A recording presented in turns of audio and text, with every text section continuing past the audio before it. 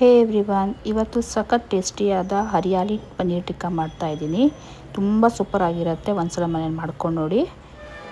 ಇದನ್ನು ನೀವು ಸ್ಟಾರ್ಟರ್ ಆಗಿ ಕೂಡ ತಿನ್ಬೋದು ಅಥವಾ ರೈಸ್ ಜೊತೆ ಹಾಗೆ ನೆಂಚ್ಕೊಂಡು ಕೂಡ ತಿನ್ಬೋದು. ತುಂಬ ಸೂಪರ್ ಆಗಿರುತ್ತೆ. ಬನ್ನಿ ಹೇಗೆ ಮಾಡ್ಕೊಳ್ಳೋದು ಅಂತ ನೋಡ್ಕೊಳ್ಳೋಣ.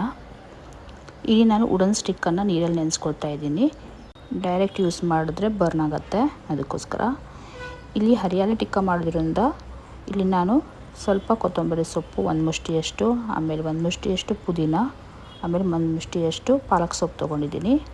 ಇಲ್ಲಿ ಸ್ವಲ್ಪ ಶುಂಠಿ, ಆಮೇಲೆ ಒಂದು ಮುಷ್ಟಿಯಷ್ಟು ಬೆಳ್ಳುಳ್ಳಿ, ಆಮೇಲೆ ಹಸಿಮೆಣಸು ತೊಗೊಂಡಿದ್ದೀನಿ. ಇವೆಲ್ಲವನ್ನು ಮಿಕ್ಸಿಯಲ್ಲಿ ಹಾಕಿ ಹಾಗೆ ಹಂಗ್ ಕರಡನ್ನು ಹಾಕಿಬಿಟ್ಟು ಇದನ್ನು ಚೆನ್ನಾಗಿ ರುಬ್ಕೊಳ್ಬೇಕು. ಇಲ್ಲಿ ಬೌಲಲ್ಲಿ ರುಬ್ಬಿರುವಂಥ ಪೇಸ್ಟ್ ಹಾಕ್ಕೊಳ್ತಾ ಇದ್ದೀನಿ. ಪಾಲಕ್ ಹಾಕಿರೋದ್ರಿಂದ ನಿಮಗೆ ಗ್ರೀನಿಶ್ ಕಲರ್ ಕೊಡುತ್ತೆ. ಫುಡ್ ಕಲರ್ ಏನೂ ಹಾಕಬೇಕಂತ ಇಲ್ಲ.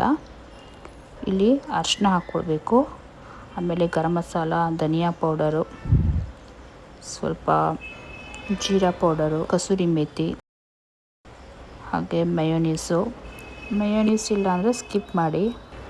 ಇದನ್ನು ಹಾಕ್ಕೊಂಡು ಚೆನ್ನಾಗಿ ಮಿಕ್ಸ್ ಮಾಡ್ಕೊಳ್ತಾ ಇದ್ದೀನಿ. ಇದಕ್ಕೆ ಇವಾಗ ನಾನು ಮಸ್ಟರ್ಡ್ ಆಯಿಲ್ ಹಾಕ್ಕೊಳ್ತಾ ಇದ್ದೀನಿ. ಮತ್ತು ಇಲ್ಲ ಅಂದರೆ ನಾರ್ಮಲ್ ಆಯಿಲ್ ಕೂಡ ಯೂಸ್ ಮಾಡ್ಕೋಬೋದು. ಇದಕ್ಕೆ ಕಾರ್ನ್ಫ್ಲೋರ್ ಹಾಕಿ ಚೆನ್ನಾಗಿ ಮಿಕ್ಸ್ ಮಾಡ್ಕೊಳ್ಬೇಕು. ಕನ್ಸಿಸ್ಟೆನ್ಸಿ ನೋಡ್ಕೊಂಡು ಕಾರ್ನ್ಫ್ಲೋರ್ ಹಾಕ್ಕೊಳ್ಳಿ.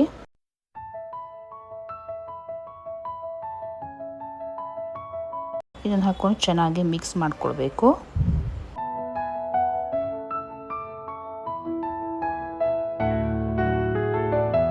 ಸೊ ಇವಾಗ ಇದು ಚೆನ್ನಾಗಿ ಮಿಕ್ಸ್ ಆಗಿದೆ.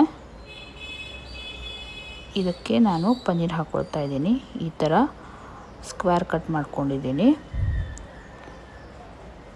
ಹಾಗೆ ಕ್ಯಾಪ್ಸಿಕಮ್ ಮತ್ತು ಈರುಳ್ಳಿ ಕೂಡ ಹಾಕ್ಕೊಳ್ತಾ ಇದ್ದೀನಿ. ಇದು ಕೂಡ ಸ್ಕ್ವೇರ್ ಶೇಪಲ್ಲಿ ಕಟ್ ಮಾಡ್ಕೊಂಡಿದ್ದೀನಿ. ಇದನ್ನು ಹಾಕ್ಕೊಂಡು ಚೆನ್ನಾಗಿ ಮಿಕ್ಸ್ ಮಾಡ್ಕೋಬೇಕು. ಇದಕ್ಕೆ ಉಪ್ಪು ಕೂಡ ಹಾಕ್ಕೊಂಡಿದ್ದೀನಿ ನಾನು. ಸೊ ಇದು ಚೆನ್ನಾಗಿ ಮಿಕ್ಸ್ ಆಗಿ ಇದನ್ನು 1-2 ಗಂಟೆ ನೆನೆಸೋಕೆ ಇಟ್ಬಿಡಿ.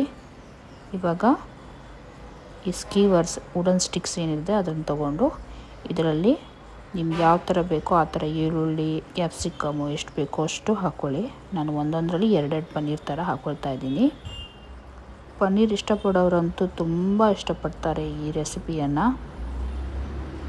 ಅಷ್ಟು ಸೂಪರಾಗತ್ತೆ ಇದು. ಇದನ್ನು ಪ್ಯಾನಲ್ಲಿ ಸ್ವಲ್ಪ ಆಯಿಲ್ ಹಾಕಿಬಿಟ್ಟು, ಬೇಕಿದ್ದರೆ ಬಟ್ರ್ ಕೂಡ ಹಾಕ್ಬೋದು. ನಾನಿಲ್ಲಿ ಬಟ್ರ್ ಯೂಸ್ ಮಾಡಿಲ್ಲ. ಚೆನ್ನಾಗಿ ಇದನ್ನು 2 ಸೈಡು ರೋಸ್ಟ್ ಮಾಡಿಕೊಡ್ಬೇಕು. ನಿಮಗೂ ಬೇಕು ಅಂದರೆ ಇದನ್ನು ಗ್ಯಾಸಲ್ಲಿ ಸ್ವಲ್ಪ ಸುಟ್ಕೊಂಡು ಕೂಡ ತಿನ್ಬೋದು.